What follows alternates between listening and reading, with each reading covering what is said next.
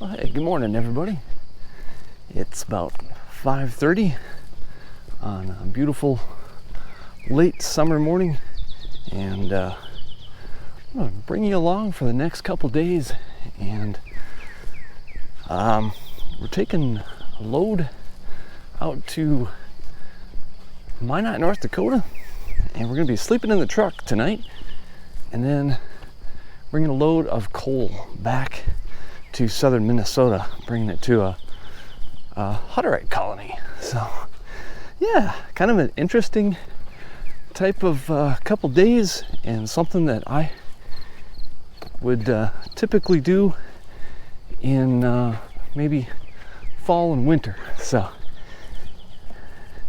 sort of the early part of the season, and so I thought I'd bring you along with me. Carrying an extra bag here today, bringing extra food, change of clothes, things like that. And I've had a number of you ask me before, do you actually sleep in that truck? Answer is yeah, I do. More so in the winter months, but things have been changing a little bit too. Most of the time when I sleep in the truck, it's out in North Dakota bringing a load of coal back to Minnesota or Iowa, and because laws and regulations have been changing a little bit, that doesn't happen as often as it had been in previous years. So yeah, but hey, let me do my pre-trip on the truck, fill out my paperwork a little bit, and I'll explain a little bit more about what the next couple days is going to look like. So let me get to that. All right, so what I think is going to happen over the next couple of days, and you're going to find out right along with me as we kind of go on this adventure, but we should have really good weather going out to North Dakota and back, because you know it's like 80s during the day, 60s at night. Perfect sleeping in the truck weather. We're not going to have to idle the trucks and things like that. We don't have to deal with snow and ice, which is also really nice. I'm hoping that we can stop for fuel at my favorite truck stop, and I can show you guys that. It's called Truckers in Sauk Center, Minnesota. And so we'll try. I got maybe half tanks right now, just so that I can get as much capacity for a load in the trailer as I possibly can. We're gonna go get loaded in Shakopee, Minnesota. We're gonna get some ball field lime. If you've seen some of my other videos, I've shown you guys that quarry and that product before. So if you haven't checked those out, scroll down a little bit on the channel, and you can watch some other dump trailer diaries on what that product is. But we're gonna get loaded at that cool little quarry in Shakopee, and then we're gonna jump on the big road and we're gonna hit 94. We're gonna go straight up to Fargo, Minnesota, cross the river, and take it to a small town just outside of Minot, North Dakota. We're gonna get dumped tonight, and I say we, I'm actually doing today's dispatch right alongside Brandon, one of our other drivers, and he's got that cool B model Kenworth that he's driving, and so it's going to be fun to kind of tag along with him over the next couple of days, and his dog Memphis. It's really cool Doberman, so we'll probably run into them multiple times over the next couple of days. I'm hoping that we can actually kind of camp out after we make tonight's delivery. We're going to run empty back down to the coal mine, where we're going to get loaded tomorrow morning, and I'm hoping that we can just sort of sit there overnight and be ready to load when they open up tomorrow morning. The reason for the schedule being that way is just because Center Coal is actually still on their summer schedule, and so we're kind of at their mercy of when they can load us, and so that's what's kind of determining the order that we're doing things, because preferably we would really like to be preloaded, have the load in the trailer, and I would have been on the road hours ago to try and beat traffic and things like that. I really like driving in the dark when the highways are quiet, and putting as many miles on as I can that way. But anyway, that's what the next couple days is looking like. Ball field lime out, coming back with coal tomorrow, and so got all packed up. We're gonna just begin the adventure now. So I better hustle up there, because they're gonna start loading in a little over 1 hour. So let's get to it. Here we go. I say here we go too much.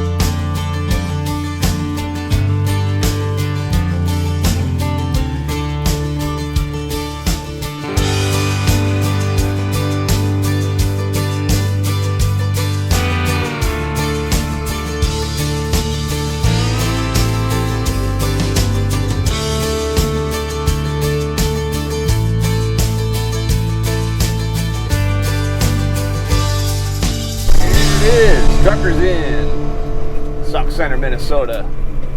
Not the biggest, not the flashiest, but I'll show you why it's my favorite truck stop to swing into whenever I get the chance.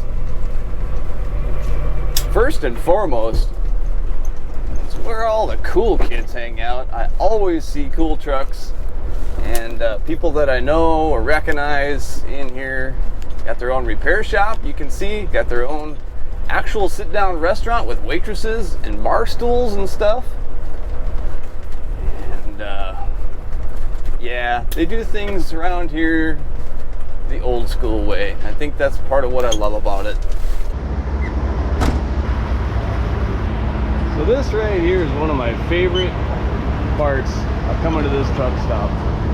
Turn the fuel pumps on, use the phone and talk to the front desk.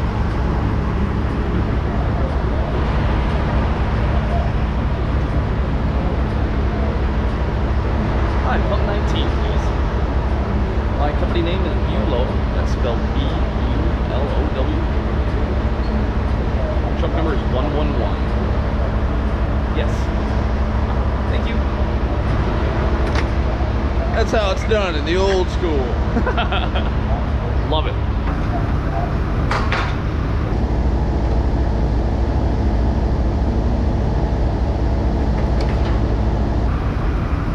Very nice to have.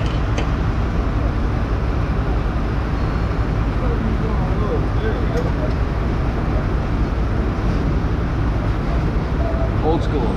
Alright, I like to take the walk around, kick my tires, make sure everything's looking alright. It's always nice to find surprises now and not out on the side of the road, you know what I mean? It's like looking at my belts, looking for any leaks. My windshield's not too bad. I think I'm gonna leave that alone. Alright, we're done pumping fuel and I'm just gonna pull ahead here. Now, some guys like to stay at the pumps, run inside and pay. I'm of the stripe that I pull ahead so I'm not blocking the pumps, and it lets the guy behind me call in and he can start pumping as well. So I'll pull ahead, run in and pay for my fuel, and then because I want to show you guys around the truck stop a little bit, I'm gonna go park around back and then we'll go inside together. So you sit tight here, I will be right back in just a second. All right, so we're gonna get parked out here in the big lot and just doing a quick scan. At the moment, I don't see anybody that I know, but that changes by the minute.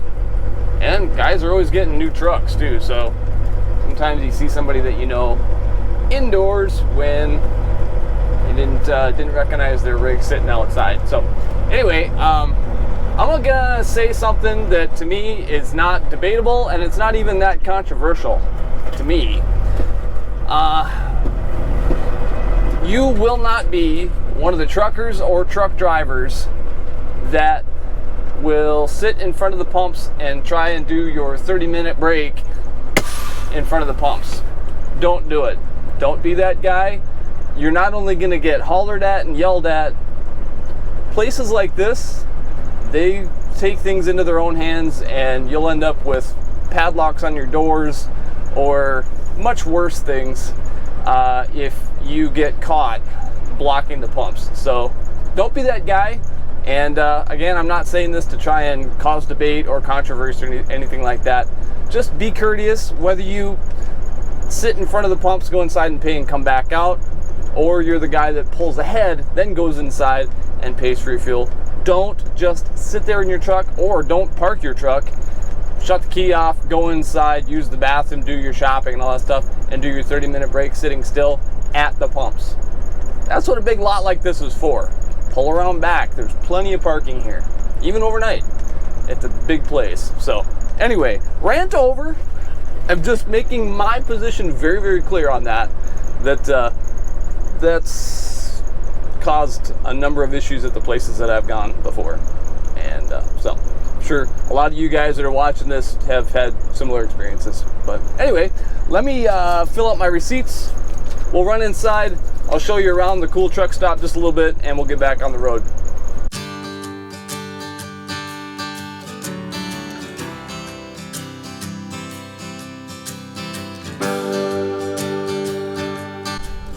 They made the chrome shop even bigger than the last time I was in here. Ooh, I need some of those. And typical convenience store stuff. Back here by the bathrooms, they keep the electronics and CVs. Gift shop, ladies' room, cowboy boots, and an actual sit-down restaurant. Yeah. This place is awesome. Hottest coffee in the county, and breakfast sandwiches that are made by little Lutheran church ladies. They're awesome. Yeah, cow wagons. Let's walk around this cool yellow Pete that's parked next to us.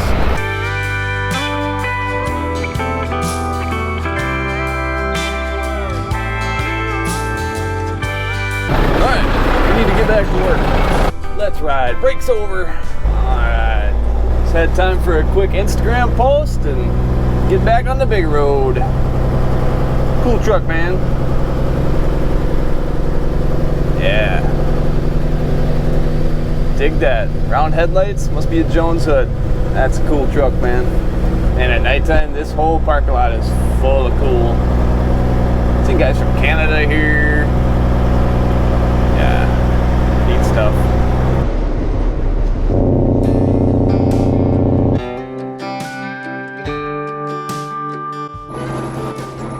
Yeah, North Dakota has some really pretty areas. And it's not all flat prairie land. There's some of these bluff areas and ravines and rolling hills. Yeah, it's pretty. Alright, we made it.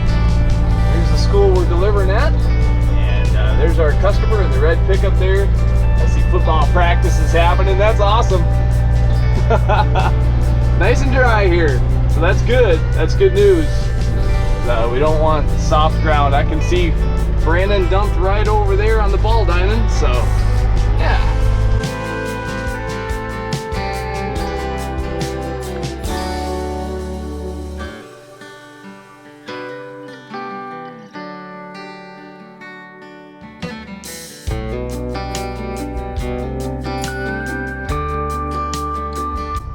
All right, that's awesome. I stopped the hoist part way up because the guy that was helping me here, he wanted to say, hey, thanks for the delivery, and you got a really sharp looking truck. So that's always fun to hear. It wasn't on camera, but he really did say it, I promise. Great guy. He said they're getting about 15 more loads coming in. Now, another good scenario here, it's dry. I know I said that earlier on camera, but if this had been rainy weather, if this had been wet lime where we got loaded in Shakopee, if we were driving on wet clay or sod, that can be a very, very different situation on where we can dump this. But it's cracks in the ground dry. They haven't had rain up here in a long time, which is sad for the farmers, but it's good news for us that are hauling this stuff. So I'm gonna get sweeped out and we'll be on our way to our camping site for the night. So.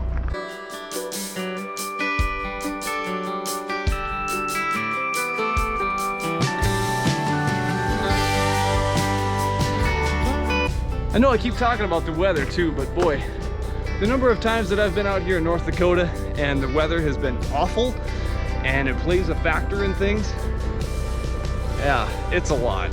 And the fact that there's very little wind, there's nice warm temperatures, dry ground, man, that helps. I can't tell you. It just doesn't get any easier than room to turn around and back in, and you don't have to watching for fences or cars or equipment. It just doesn't get any easier than that.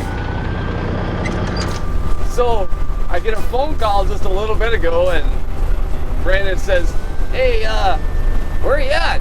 I told him, you know, I'm a little ways behind you. And he's like, man, I pulled over at this gas station, truck stop, restaurant place and ordered a couple tacos. And he's like, yeah, I can't handle 2 of these things. I'm gonna need some help. You wanna swing in and eat this other taco? I'm like, Sure, I can help out with that.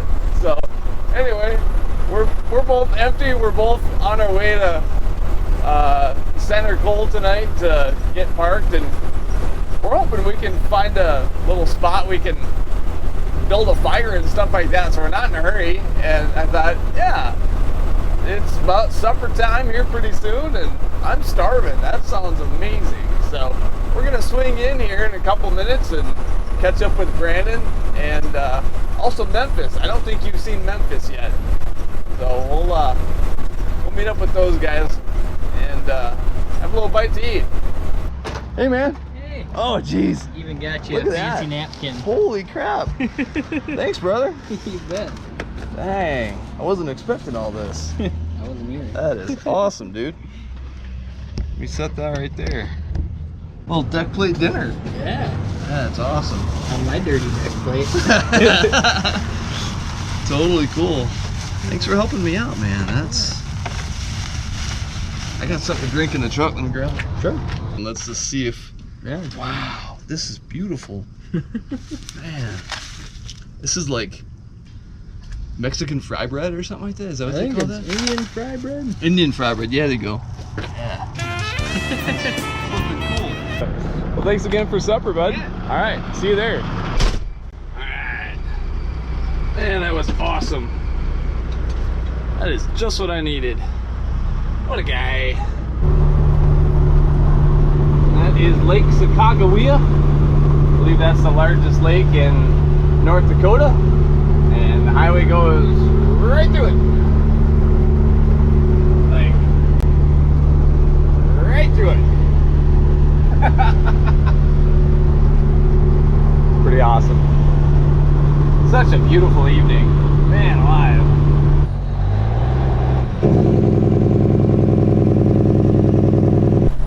Alright, so we made it to Center, North Dakota, and you can kind of see off in the distance there, that's the power plant.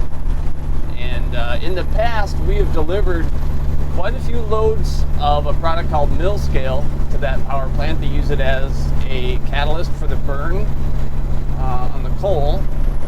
And recently, there just hasn't been as much of that coming out here because of recent laws and things like that here in the United States. Fewer and fewer loads of mill scale are coming out here. So that's why we brought a load of ball lime up to North Dakota today. And it is still a functioning power plant, still making electricity, and right nearby, just on the other side of the road, is the open pit coal mine. And that's where we're getting loaded out of, and where we're gonna park for the night. Off to your left, you'll see a cute little lake. It's actually kept warm as part of the power plant itself, and I can talk a little bit more about that after we get parked here for the night. But this lake over here stays nice and warm all winter long. It never freezes over. And so there's geese and wildlife in there all year long. And yeah, kind of a cool little place. So we're gonna park the trucks here for the night, and we'll come back up here to sleep, but we're gonna wander down by the lake and see if we can find a nice spot to sit and have a campfire tonight and just chill. Because Center Coal isn't gonna open till 8 a.m. tomorrow morning, so we're just kind of stuck sitting here waiting until they load us. They are on summer hours right now because it is the middle of August, and so they're open for 3 hours once a week. So we're gonna sit right here and shut the trucks down.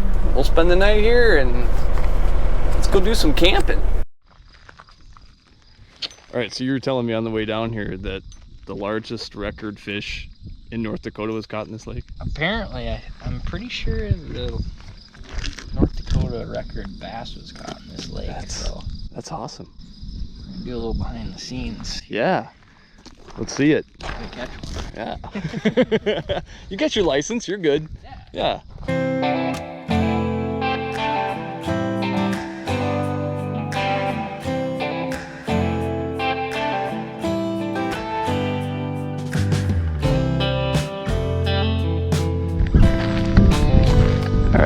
Brandon's gonna wander down that direction and try his hand at casting further up the shore. I'm gonna go over here. Looks like we got some company coming. How you doing? Yeah. Flannel Phillip. Beautiful night. Some good old boys coming down. Their pickup trucks and old cars and stuff. Heck yeah. See if I can find some old sticks. There looks like some dead trees over this way. Alright, so trying to decide. When I'm building my fire, should I do the easy route and use my Zippo, or should I really try and show off and light it off my cigar? I think I'd be a fool not to at least try the cigar thing first, right? Because, you know, extra points. Well, there might be something starting. Come on. Come on, man. People are watching. I'm going to waste a good cigar if I keep trying. All right. Zippo it is. I'll cop out. I actually need to touch up the end of my cigar. Hot boxing it, and it's kind of a cheapie, so it was burning weird. All right. Let's get a little more on there. When I was younger, I was not in Boy Scouts. I was a Royal Ranger, and it's different. It was through the church in my town, so similar to Boy Scouts, but had a theological training as part of it as well. But a lot of outdoors, woodcraft kind of stuff. So I'm not bragging. I'm just saying, if this doesn't light and start a decent fire, then I have failed. It's nice and dry though, so shouldn't be a problem. In fact, somebody left some 2x4s over here for us and stuff. That's pretty awesome too. There we go. Right on. I think we're good. Man, this is living. It's awesome. Got full bellies and relaxing, just waiting for the place to open in the morning. Have ourselves a little easy rest this evening. A little fishing, a little camping. A couple of young fellas stopped by, just local kids, and they live right in town. And they saw the camera, you know, and was like, "Hey, you a YouTuber?" I'm like, "Yeah." Like, "Cool, what's your channel?" So he looked it up, and he's cruising around there doing a little bit of fishing, and he comes by, so I gave him the old symbol, like, "Burnout, let's see it in the gravel," and he's spinning the tires. But he came back later, he's like, "Hey, don't put that in your video, okay? That was horrible." I'm like, "Okay, yeah, no problem, bud." So out of respect for him, it is not making the reel, but just so you know, it is really fun to meet youngsters, you know, 20 and under, and they had grease on their hands because they work on their own pickup trucks and cars. And I told them, "Hey, you going to school for anything? What are you going to do? What are you going to be?" He's like, "Oh, I'm thinking about going to school to be a mechanic." I said, "Man, that does me really good to hear that, because we need more guys and girls in the trades, and we need more youngsters that are willing to get dirty and learn a trade, whether it's plumbing or being an electrician or being a mechanic or being a farmer or whatever it is. If you're willing to get dirty, if you're willing to learn, there are some really, really fantastic paying jobs out there." And so I'm glad to know that you guys are out there and that you want to keep learning and growing. And these kids, they're not just sitting in their bedrooms playing video games all day. They're building pickups and hot rods. He was telling me about some of his projects him and his dad had. I was like, yeah, right on. That's really cool. Doing stuff with your hands and learning from the older guys. And so anyway, I touch up my cigar with the fire a little bit. Just thought I'd pass that on, because it's not every day that I get to slow down long enough to talk to a kid that isn't my own, you know? sometimes get in my own little bubble of just my family and my job and the people that I'm around every single day. And so to meet some new guys that are teenagers or in their 20s, it's pretty cool. And it confirms for me a little bit.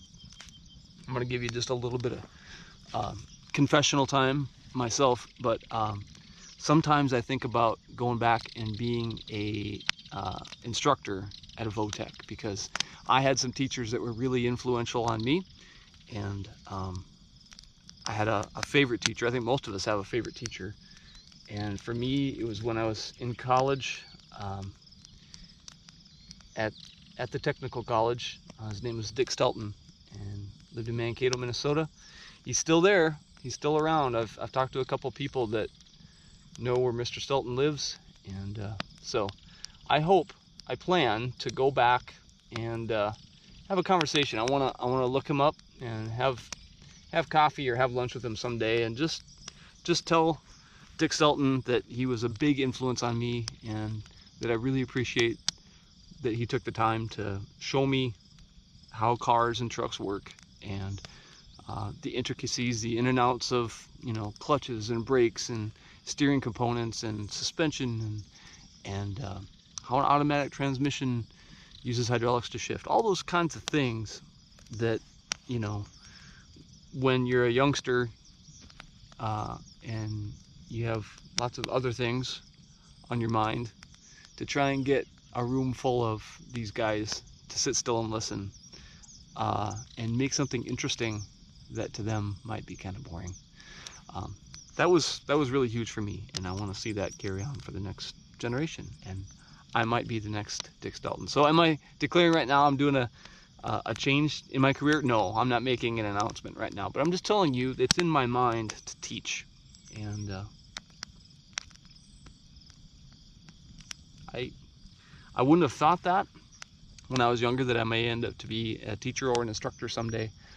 But hey, you know, if the Lord puts that in your heart and He builds you for that, then you better listen to His guidance and go where He wants you to go and do what He wants you to do.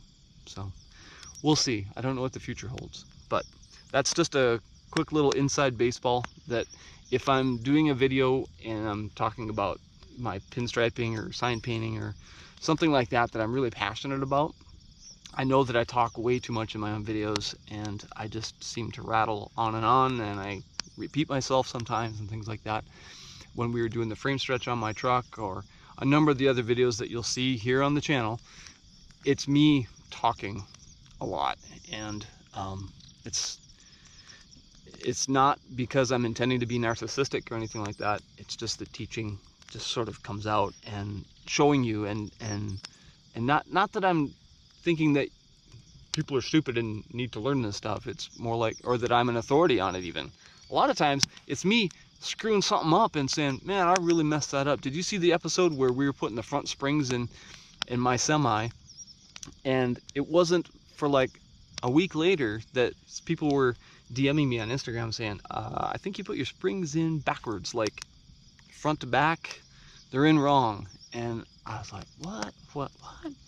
And I fully admit that I am far from perfect on that stuff, and they were correct. As I did some more research, I was wrong, and I had to admit that I was wrong, because I don't know everything. Even though I went to school for auto mechanics and I should know better, I did not know better. So I'll fully admit to you when I make mistakes, because it's quite often. But all that to say, you can learn from my mistakes, and you can learn along with me what not to do sometimes too. I tell my kids that all the time. Like, hey, sometimes I am the perfect example of what not to do. So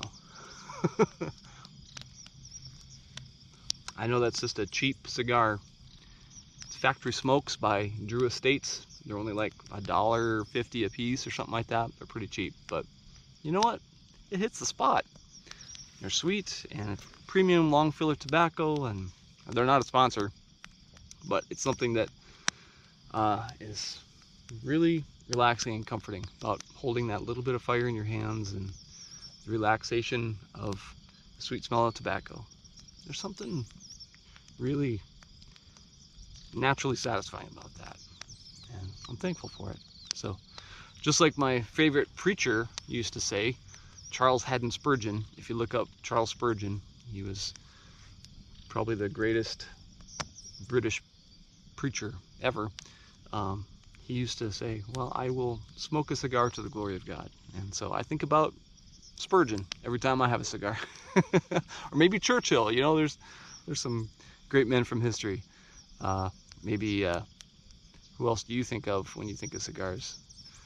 Probably like Clint Eastwood, right? The Duke John Wayne, really studly dudes. That's not really me, but I like to pretend. Better go find some more logs to throw on before it gets too dark.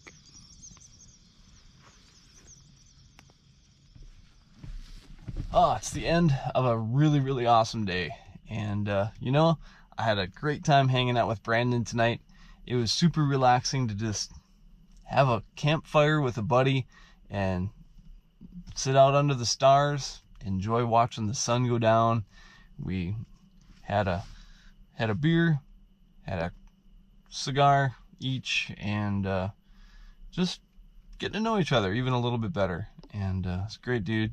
So yeah, I wish driving truck and being able to park and have a campfire and basically camp and enjoy yourself and do some fishing and stuff like that was a regular part of what we do, but it's just not. So you get to see a little bit of a fun treat that doesn't happen very often, but it's pretty cool.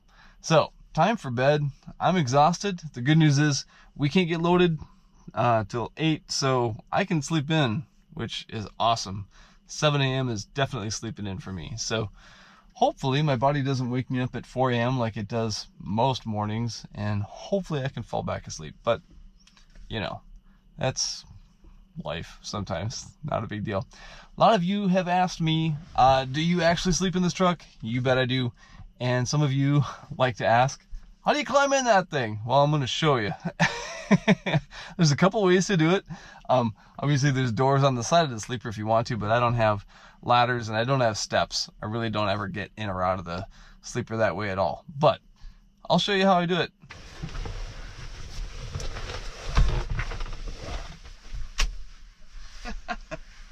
Not bad at all. I have a curtain for the back window. I have a curtain for the front window. You can keep your privacy, so it's not bad. I kind of like it. I think it's cozy. All right, let's hit the lights. Time for bed. Oh, hey, I had paper towels in here. I didn't even know that. Right on. One little trick I'll tell you. I like to turn my pillowcase inside out. Have a clean side and a dirty side because it gets kind of dusty in here, and you know, I throw jackets and coats and my backpack and all kinds of stuff in here. This is just storage most of the time. So keep a pillowcase with me and I'm ready to sleep at any time if need be, like so many of you truckers that are out there over the road as well. But kind of a day cab guy most of the time, and I just have the sleeper as a backup plan, or when we come out and stretch the legs on the old truck like this. All right, let's get some sleep. I'll see you in the morning, and we got some cool equipment we're gonna go explore when the sun comes up. Well, hey, good morning. Check out that beautiful sunrise, huh? You can see there's steam coming off the lake down there. I'm sure Brandon's down there casting his line a little bit. It's just a little bit after 7 a.m.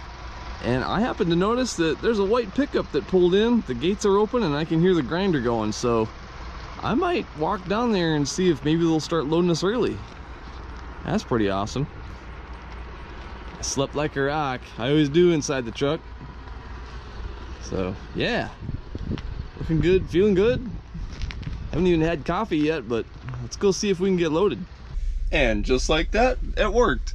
I walked inside and talked to Randy. He's the manager. He's gonna help us today, and he's like, no, you don't have to wait till 8, bring him in. So I'm like, sweet, we'll go get fired up. So let's hit the key, build some air pressure, open the tarp up, and we'll go get loaded. Right on!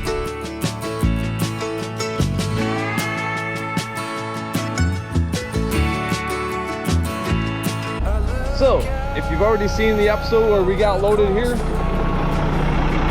you'll know I just need to pull underneath that silo and we get loaded from above. I feel the breeze, but in my heart I hear the calling of my old home, Tennessee.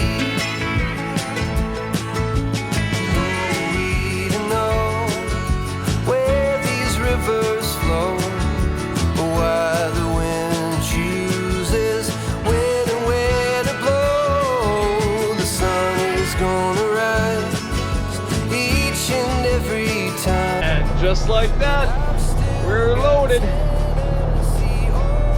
That's awesome. So Brandon's lined up right now to get his coal on board.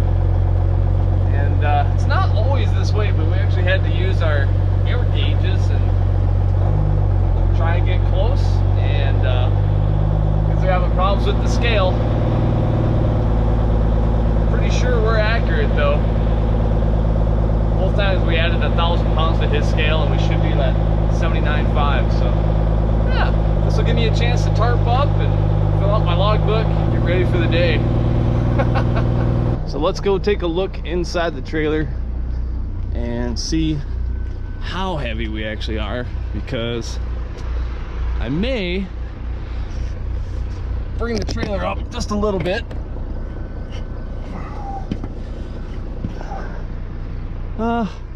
Maybe. You can still see floor here, and we're peaked up pretty high in the front. Yeah, I might do that. Might raise the trailer up 5 feet or so and see if we can get some to slide back. My drives are really heavy. Alright, gonna just stop her off for a little bit of go-go juice. I really like the little mom and pop places like this instead of the big, you know, pilots and stuff like that. I'd rather support the small businesses and stuff like that. Their prices are usually a little bit better too. This fuel will get us all the way home. Clean the glass too. Kill a lot of bugs lately.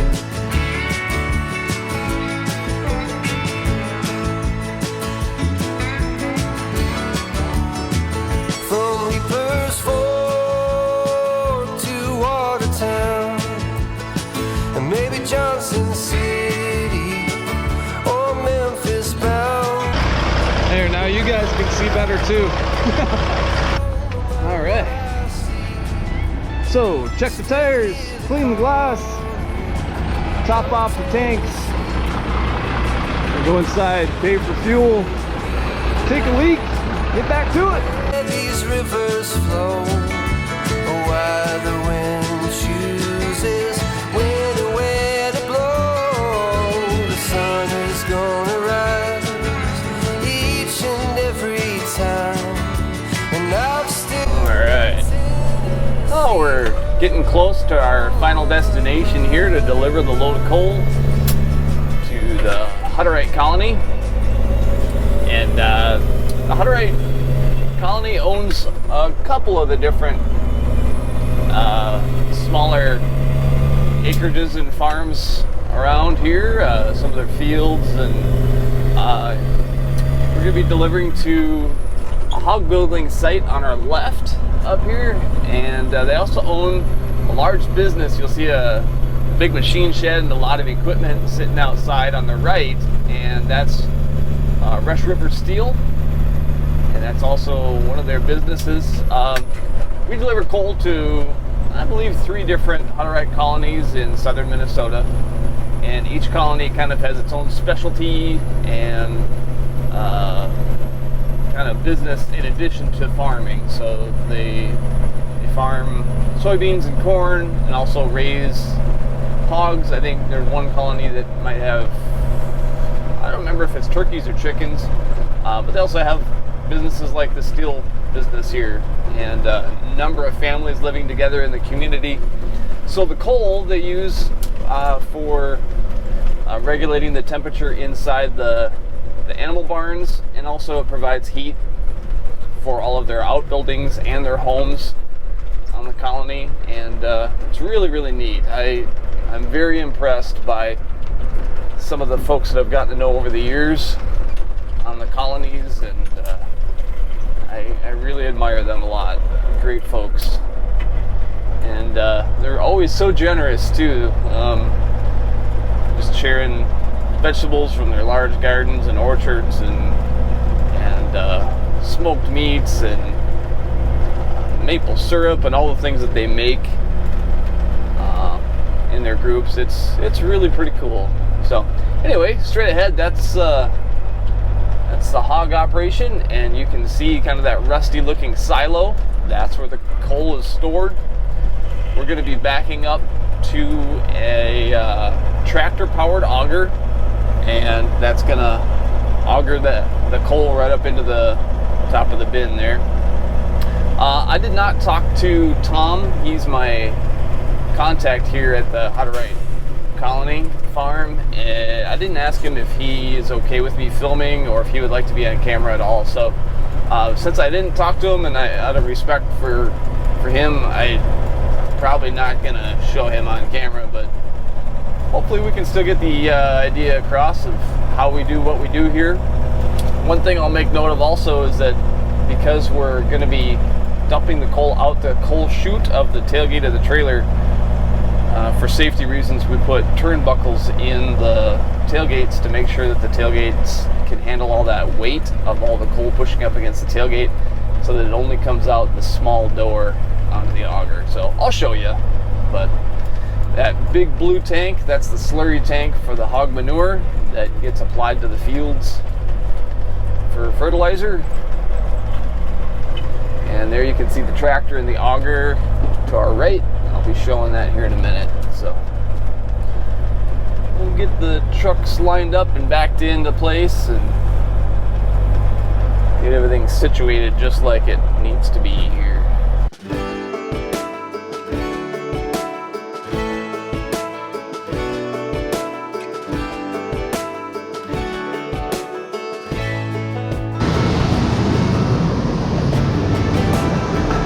Where the auger will feed the coal into the burner.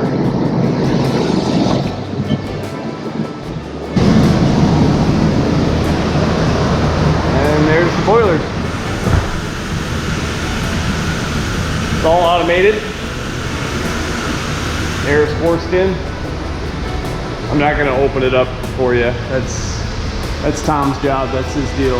But that's the boiler. Ashes are fed out the bottom to a holding container. So, yeah. Oh, you might want to see that.